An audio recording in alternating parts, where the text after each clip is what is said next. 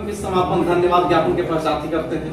तो धन्यवाद ज्ञापन के लिए आदरणीय संस्था के निदेशक गोपाल शर्मा जी को आमंत्रित करता हूं। गाय और धन्यवाद ज्ञापन करते हुए कार्यक्रम की समापन।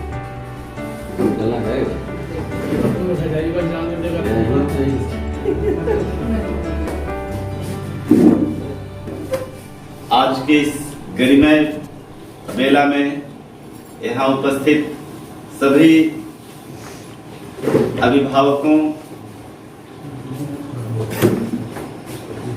मित्रों और विद्यार्थियों को नमन करता हूँ।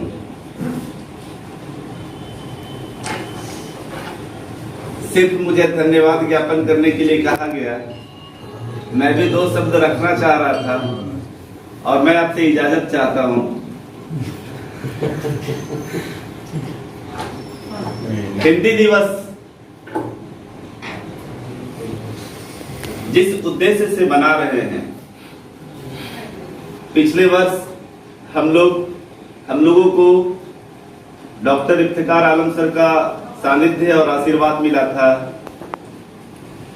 तो मैं उनको नमन करते हुए हिंदी के कुछ इतिहास जो संविधान में छुपा है उन्हें रखना चाहता था और इसी के लिए मैं आग्रह किया हूं कि मैं भी 2 शब्द कहूं, उसके बाद धन्यवाद ज्ञापन करूं। हिंदी सर ने बताया कि हिंदी मोहताज नहीं है।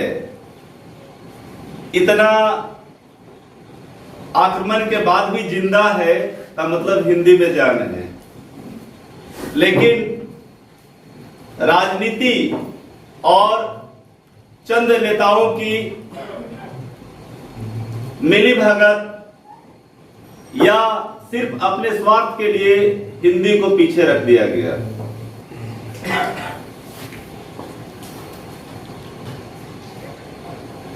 उन्नीस सौ 1947 के बाद हिंदी के बारे में बात करूं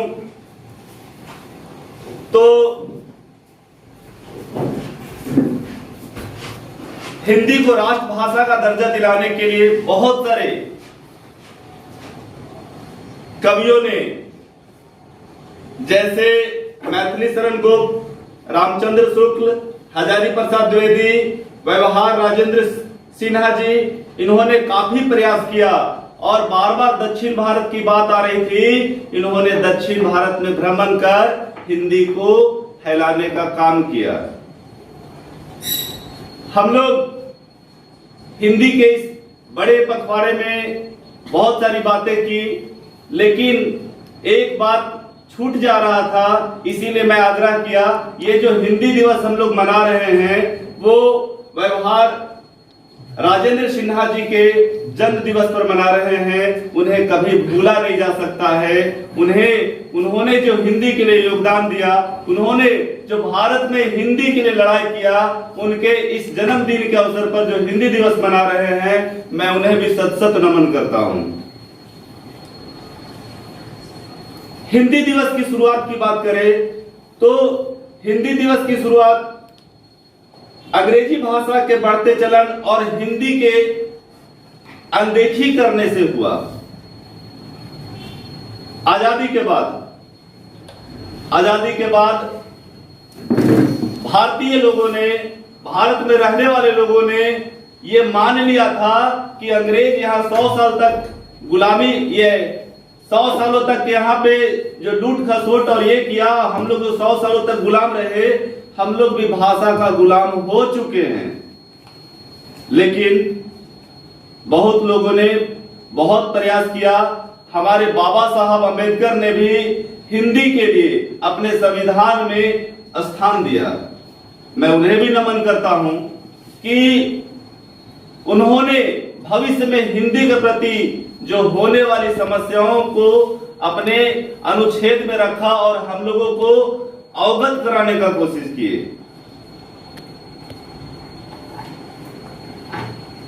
भारत की राजभाषा नीति क्या है? भारत की राजभाषा नीति, हम लोग हिंदी दिवस मनाते हैं, एक दिन मनाते हैं, कभी भारत की राजभाषा नीति पर बात नहीं करते। आज की सारी बातें मैं आपको पुनः कर रहा हूं, इफ्तिखार सर के लिए समर्पित है, जिन्होंने पिछले वर्ष हिंदी दिवस पर आकर हम लोगों को काफी सारी बातों को बताया। मैं चाहता हूं कि उन्हीं सब कुछ बातों को आपके पास रखूं और हमारे बच्चे जो यहाँ बैठे हैं उन्हें भी ये जानकारी मिले। काफी यहाँ विद्वान लोग बैठे हैं, इन लोगों को काफी जानकारी है, मैंने बहुत कुछ सीखा और उन सारे बातों से हटकर मैं बात करना चाह रहा था।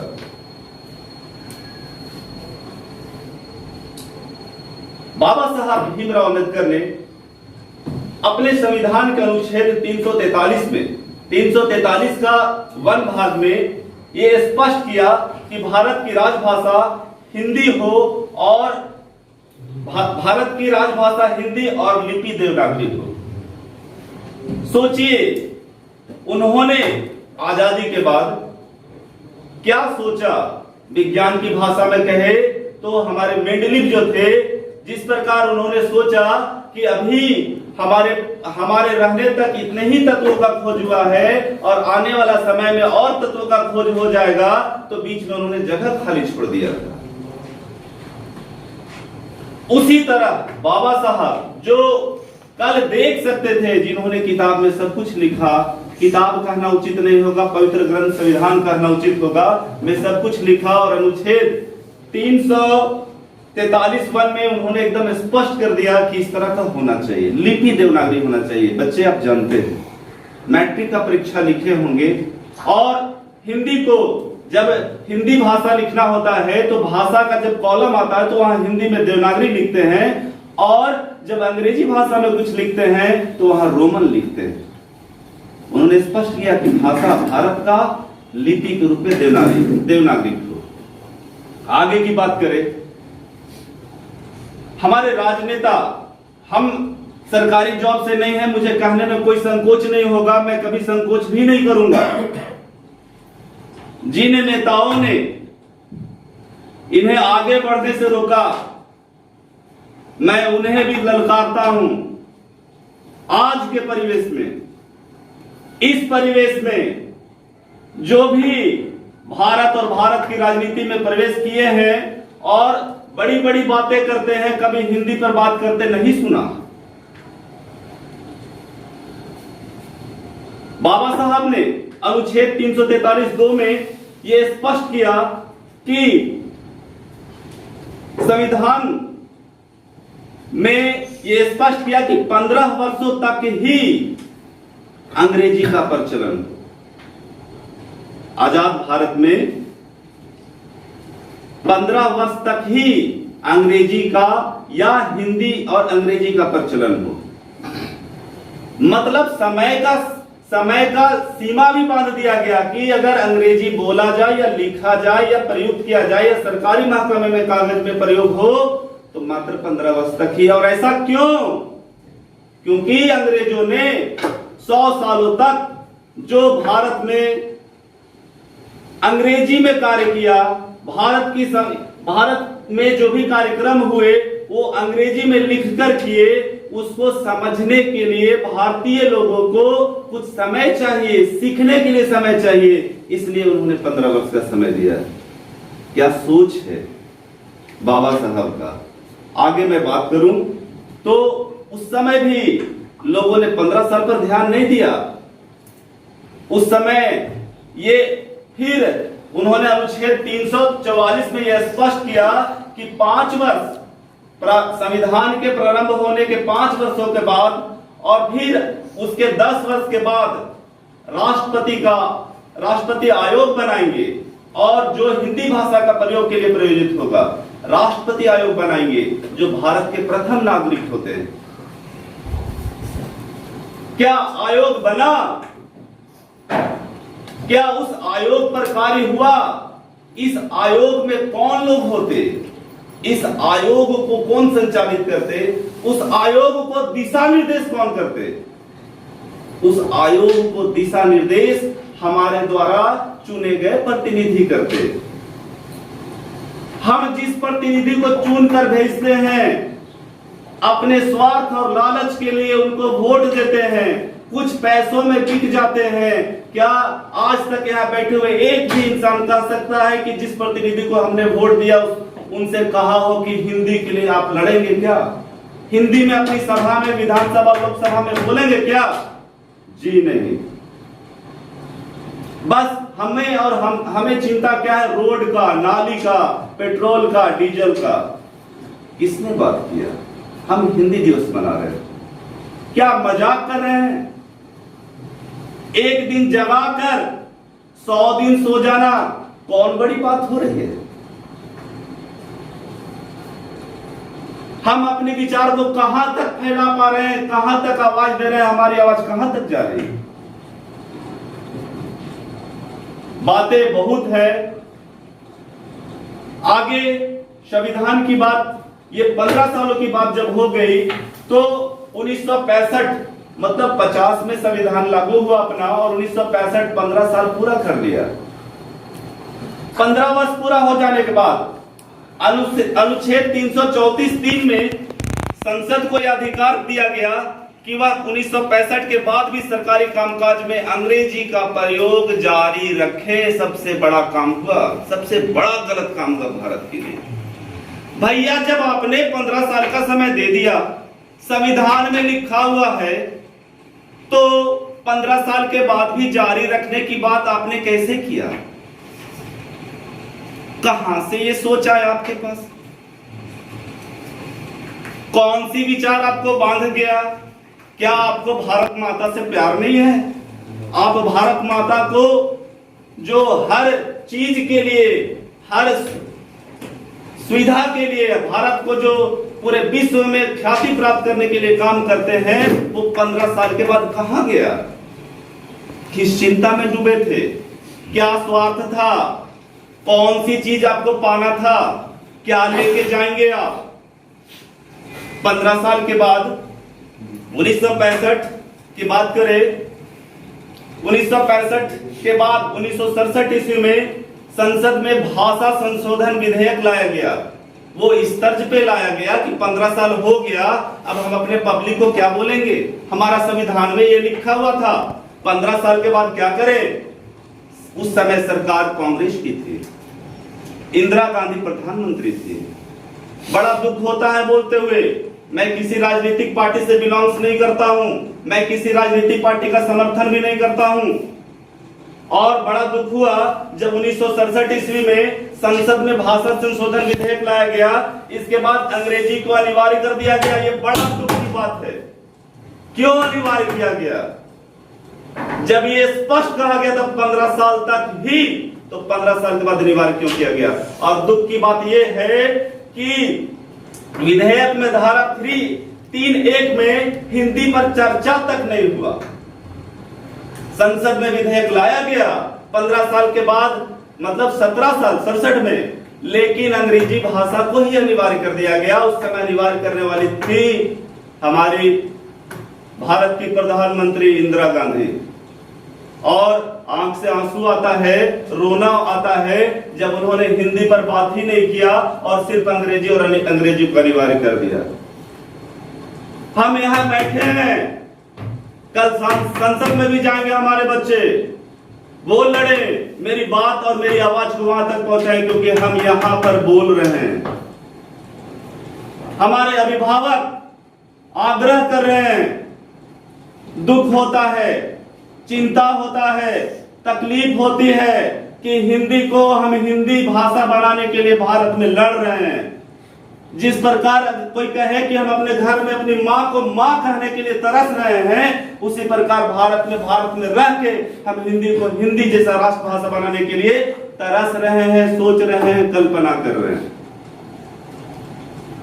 समय काफी हो चुका है, बहुत सारी बातें और भी करनी थी मुझे, लेकिन आप लोगों को काफी दूर जाना है। नंद भैया जो हजारीबाग से यहाँ आए हैं, उन्हें भी हजारीबाग के लिए जाना है, लेकिन मैं आग्रह करूंगा कि रुके तो अच्छा रहता। तो हिंदी की इस व्यथा को मैं कितना उजागर करूं, कितना बोलूं, तकलीफ होती है। आप जैसे लोग जब हिंदी को राष्ट्रभाषा बनाने के लिए अगर लगेंगे और बैठे और सुनेंगे, तो निश्चित तौर पर जिस उद्देश्य से मैं पिछले वर्ष से हिंदी दिवस इस संस्थान में मना रहा हूं, ये वास्तव में इसकी कल्पना सिर्फ कल्पना नहीं होगी, ये धरातल पर आएगा। हिंदी दिवस पर जो 2 शब्द कहना था, मैं उस पर अभी यहाँ पे विराम देता हूँ। देखता हूँ मैं अगले साल तक हिंदी के लिए क्या कर पाता हूँ। जैसा कि सर ने कहा कि आप क्लास में जब आते हैं तो बच्चे गुड मॉर्निंग की जगह जय हिंद ये करे। मैं पिछले वर्ष से ही अपने बच्चों को कहता हूँ कि हमारे क्लास में जब भी आते हैं, तो जब मैं आता हूँ तो जय हिंद ही कहें, और हमारे बच्चे जय हिंद ही कहते हैं।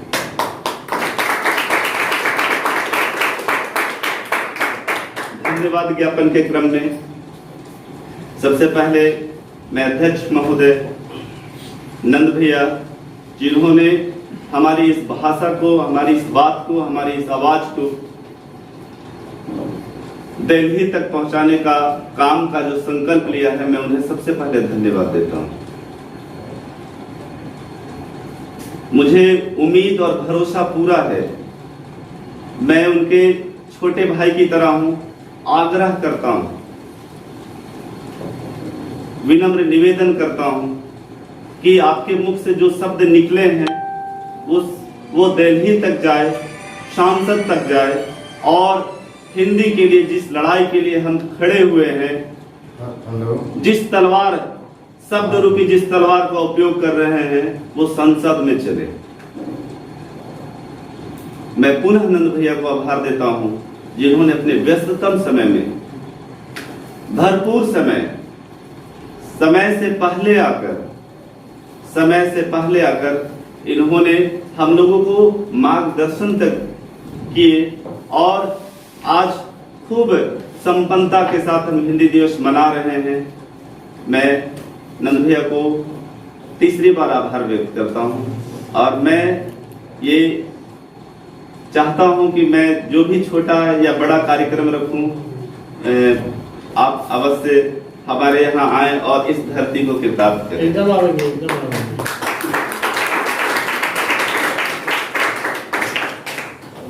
डॉक्टर मुकुंद झा सर, बिल्कुल मैं पहली बार जान रहा हूँ, नाम पहले बहुत सुना हूँ, आशीर्वाद फेसबुक वगैरह के माध्यम से बहुत मिला है इनका।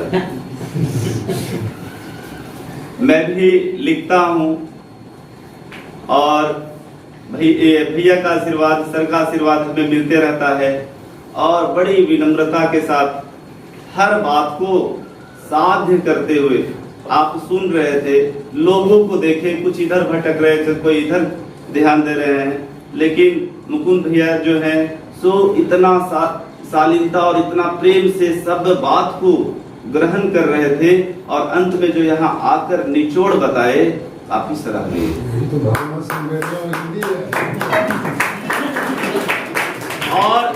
और उसी को परिभाषित भी इन्होंने किया कि यही संवेदना और भावना हिंदी है, इसी के लिए हम यहाँ खड़े। तो मैं पुनः डॉक्टर मुकुंद झा सर को धन्यवाद देता हूँ, जिन्होंने अपना बहुमूल्य समय में हम लोगों को समय दिया। Satish sir, boys high school कह देते हैं, लेकिन वो सच में बॉयज हाई स्कूल नहीं है, राज्य संपोषित उच्च विद्यालय है। लड़के ही वहाँ पढ़ते, इसलिए बॉयज हाई स्कूल कह देते हैं। लड़कियां नहीं भैया, हम बोले क्या 2012 लड़कियां हैं। तो लड़कों में वो बॉयज हाई स्कूल नहीं है। भैया भी बताए, अभी मुझे जानकारी है कि राज्य संपोषित उच्च विद्यालय है, वहाँ कोई भी पढ़ सकते हैं, कोई रोक नहीं है कि लड़कियां वहाँ ना पढ़ेंगी। और मैं इस कार्यक्रम के निमित्त 2 से 3 बार भैया से बात किया, उन्होंने स्पष्ट किया कि मैं आज डीसी साहिबा के साथ बैठक है, और बैठक से जैसे ही समय मिलेगा मैं यहाँ आ जाऊंगा।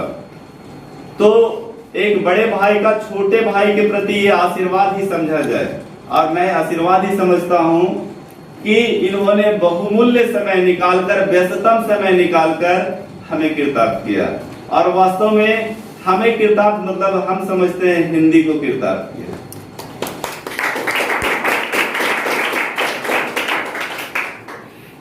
लाहौल से आए सर, जिन्होंने अपनी कविता के भाषा में हमें जो कुछ भी सिखाए काफी सराहनीय है। ठीक है, बच्चे जो यहाँ बैठे हैं कच्चे पीटी की तरह हैं। आप सीख रहे होंगे कि लोग कैसे और क्या खूबी रखते हैं। ठीक है, आपको लग रहा होगा कि ये टीचर है तो उस विषय में ज्यादा जानकार होंगे, लेकिन इनके अंदर का कवि जो है सो स्टेज पे आकर बाहर आ गया। मैं उस कवि को प्रणाम करता हूँ, नमन करता हूँ और आभार देता हूँ कि आपने अपना बहुमूल्य समय निकाल कर उतने दूर से इस हिंदी दिवस के पखवाड़े में कार्यक्रम में शामिल होकर हम लोगों को कृतार्थ किया। चंदन बाबू जो भी बॉयज हाई स्कूल में मैथ्स के शिक्षक हैं, फिर बॉयज हाई स्कूल राज्य संपोषित उच्च विद्यालय में मैथ्स के शिक्षक हैं और ये पहले रांची में थे और इनका सानिध्य विद्यार्थियों को कई तरहों से मिला। ये काउंसलर की तरह काम भी किए, बच्चों को परीक्षा के समय कैसे कार्य करना है इसके बारे में जानकारी, कम समय में कैसे तैयारी करना है इसकी जानकारी, ये सब देना। और अभी अपने चतरा ये राज्य संपोषित उच्च विद्यालय में इनका जब सिलेक्शन हुआ तो चतरा भी या चतरा की धरती भी इनके ज्ञान के लिए और ज्ञान प्राप्त कर रहा है। इन्होंने भी अपना बहुमूल्य समय निकालकर हम लोगों को दिया और अपनी भाषा से हम लोगों को जो कृतार्थ किया हम लोगों के सीखने योग्य।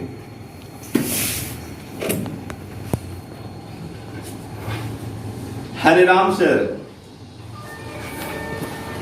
आप भी गणित के प्रख्यात विद्वान हैं, आपकी भी भाषा हमारी भाषा है और गणित में आप भी लोगों को बहुत कुछ सिखाए। आप हमारे इंस्टीट्यूशन के पहले से आप बच्चों को एजुकेशन देते आ रहे हैं। आप उन छोटे छोटे बच्चों को एजुकेशन दिए या बताए जो यहाँ आते हैं, कभी कभी नाम लेते हैं कि सर हम उनसे पढ़े हैं, और कभी कभी मैं कुछ विद्यार्थियों को कहता हूँ कि अगर कोई विद्यार्थी ये सर से पढ़े हैं तो अवश्य ही आपको जानकारी होगा। तो वैसे ही अपने सर हैं जिन्होंने पिछले कार्यक्रम में भी अपना बहुमूल्य समय देकर और अपना आशीर्वचन देकर इस संस्थान को और हिंदी दिवस को प्रगति की ओर ले जाने के लिए जो कार्य किए उसके लिए मैं धन्यवाद देता हूँ। मैं धन्यवाद देता हूँ बीएड चतरा से आए चंदन सर को, जिन्होंने चंदन सर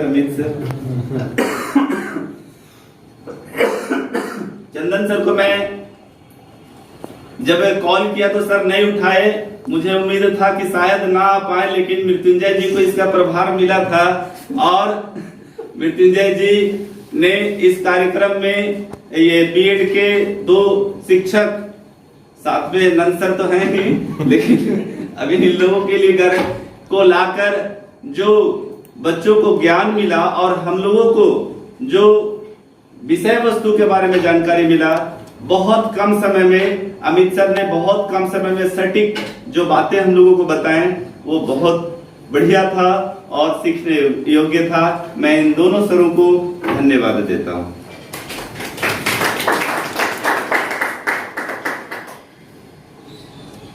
धन्यवाद ज्ञापन के क्रम में वैद सर का नाम, इफ्तिकार सर का नाम आ जाता है।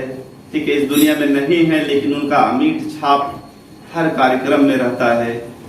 आज उनके पुत्र इस कार्यक्रम में हैं और मैं समझता हूं कि हमें उनका जो आशीर्वाद और सानिध्य मिला, आज उनके पुत्र के द्वारा जब सूचना दे देने पर आ जाते हैं तो मैं समझता हूं कि गुरुदेव ही आए हैं। तो मैं उन्हें भी धन्यवाद देता हूं। विपिन जी, जिन्हें क्लास का समय रहते हुए भी समय दिखाकर इस कार्यक्रम में इतना मन लग गया कि उन्होंने भी अभी तक अपना समय दिया व्यस्ततम समय में। तो मैं विपिन जी को बहुत बहुत धन्यवाद देता हूँ। डॉक्टर साहब जिन्होंने समय की गरिमा को रखते हुए उन्होंने बोला कि सर समय काफी हो रहा है, इसलिए आज इतना ही रहने दीजिए, तो यहाँ आए और हम लोगों को जो मार्गदर्शन दिया, मैं उनके बारे में बताना चाहूंगा। कोरोना काल में भी इन्होंने हम लोगों को काफी सहयोग किया। गिलोय का डंठल की आवश्यकता थी, घर घर तक बांटने के लिए इन्होंने 1 बोरा लाकर हमें दिया। ठीक है, तो हर चीज में इनका सानिध्य और सहयोग मिलता है। और कुछ होम्योपैथ की दवा भी बांटना था, तो भी इन्होंने समय पर हजारीबाग से लाकर हमें उपलब्ध कराया। तो हिंदी दिवस के कार्यक्रम में आप आए और आपका जो सानिध्य और सहयोग मिला, इस सभा को, उसके लिए मैं धन्यवाद देता हूँ। विकास सर जिन्होंने बखूबी जो मंच का संचालन होना चाहिए, मंच की जो गरिमा होना चाहिए, इन्होंने बनाकर रखा। हर बात के बाद, हर व्याख्यान के बाद इन्होंने जो पंक्तियां पढ़ी, वो पंक्तियां दिल को छू लेने वाली थी। हर पंक्तियां उद्देश्य पूर्ण था। हर पंक्तियों से जो शब्द निकल रहा था वो हिंदी की सार्थकता को पूरा कर रहा था। जिस हिंदी के लिए हम लड़ रहे हैं, उस हिंदी को काव्य और कविता और लेख के रूप में इन्होंने जो प्रदर्शन किया, ये काफी सराहनीय है। ये खुद एक लेखक हैं, ये खुद एक सम्मानित व्यक्ति हैं और कवि के रूप में चतरा की धरती पे जाने जाते हैं। और इनका सानिध्य हर कार्यक्रम में मिलता है। सिर्फ फोन कर देने मात्र से ये पूरी तैयारी करते हैं और पूरा समय देते हैं। हम लोग तो थोड़ा सा तैयारी किए होंगे, लेकिन हर व्याख्यान के बाद हमें क्या बोलना है, कैसे मैनेज करना है, किन्हें किसके बाद भेजना है, इसकी व्यवस्था एक संचालक का होता है, जिन्होंने बखूबी निभाया। मैं इन्हें बहुत बहुत धन्यवाद देता हूँ, हृदय से धन्यवाद। सूरज भूषण शर्मा सामाजिक कार्यकर्ता, सब कोई जानते हैं। आपने हमारे कॉल करने पर कॉल तो नहीं उठाए, लेकिन 200% उम्मीद था कि आप जरूर आएंगे। और हर सामाजिक कार्य में जब आपका सहयोग होता है, तो इसे भी सामाजिक कार्य समझकर आपने जो बहुमूल्य समय दिया, आपने जो आशीर्वचन दिया, आपने लोगों को जो सिखाया कि हम घर से स्टार्ट करते हैं हिंदी और घर से ही बच्चों को सिखाते हैं, तो ये हम लोगों के लिए अनुकरणीय है। हर लोग जो यहाँ मंच पे आकर बोल रहे थे, तो हर लोगों की अलग अलग पहचान, अलग अलग भाषा हिंदी, लेकिन अलग अलग व्याख्यान और अलग अलग चीज सीखने को मिला। ऐसा आप महसूस कर रहे होंगे। तो मैं इन्हें भी बहुत बहुत धन्यवाद देता हूं। बैजनाथ जी, बैजनाथ,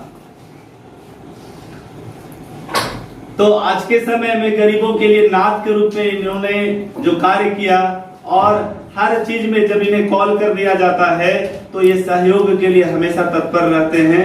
और इनके जन्मदिन होने के बावजूद भी सारा समय ये उधर ना देकर अभी तक यहाँ समय दे रहे हैं। इसके लिए मैं बहुत बहुत धन्यवाद देता हूँ।